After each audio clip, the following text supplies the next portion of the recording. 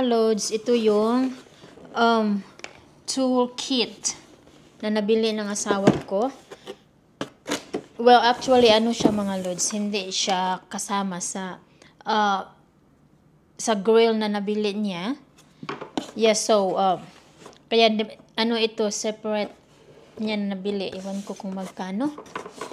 Ito siya may ano, itong box na to, merong 6 pieces na set na included yung 2 spatulas, griddle scraper tongs, and 2 bottles.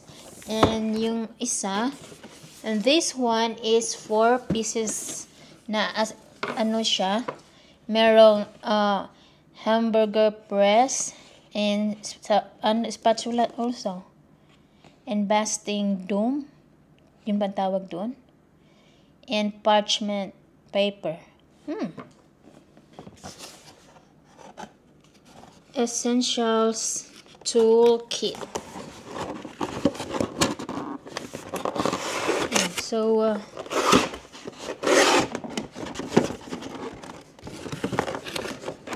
hindi pa ako marunong mga loads gumamit nito. Pero madali lang. Madali. Ganun lang. Nagkakarate. Yan, so, parang worth it naman. So, tingnan lang natin. Kasi, ayan. Ang laki naman yan. Meron pa, ayan. Pang ganun ata yan. Pang mix. And, ito.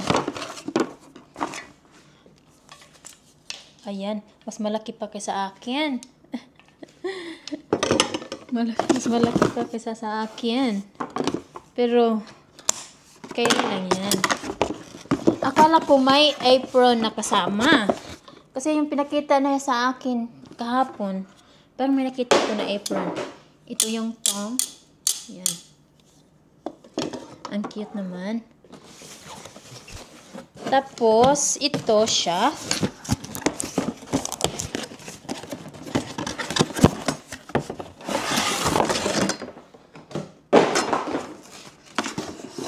Oh.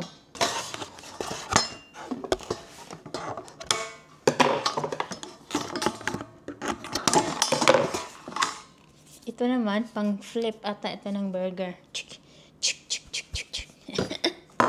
Uy, parang nasubrahan naman ito.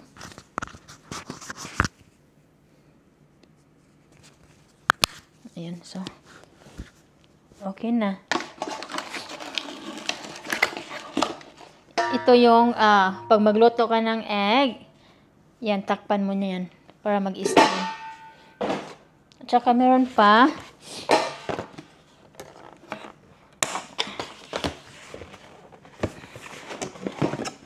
so, ito yung bago nating pag-abalahan mga lods. Bago nating abangan nyo ang bagong recipe. Ayan. So, pag magluto ka ng burger, ito yung ipipress mo para lalabas yung mantika or grease. Yan. So, meron pa siyang ibang nabili. Sana yun?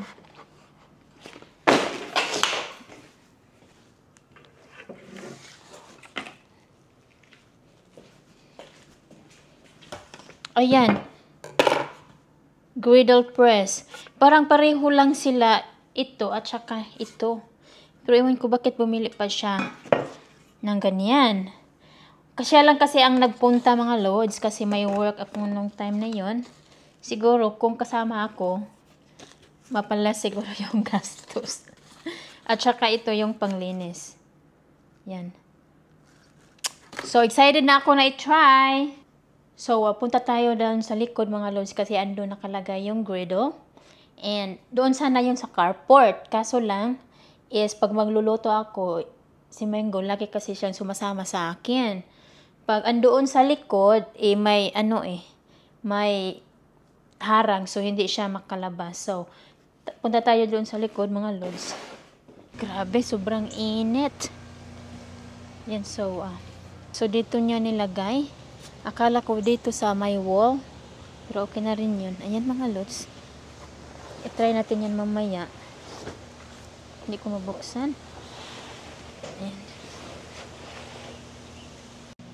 So, hindi ko alam kung ano yung lulutuin ko ngayon para sa kanya. I don't know what I'm going to cook for my husband. Kasi hindi pa ako nakapunta sa store. Ayan, so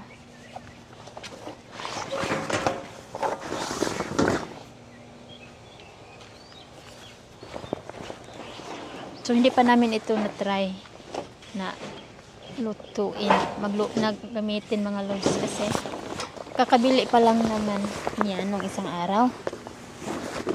Yan, so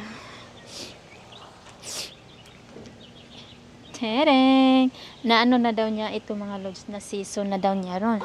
So ready to use na. Tingnan mo daw. Oh. Akala ko matouch ito, hindi naman pala. So we're good. So parang worth it naman. Yan. Oh. See? So excited na, mga lods, to use it.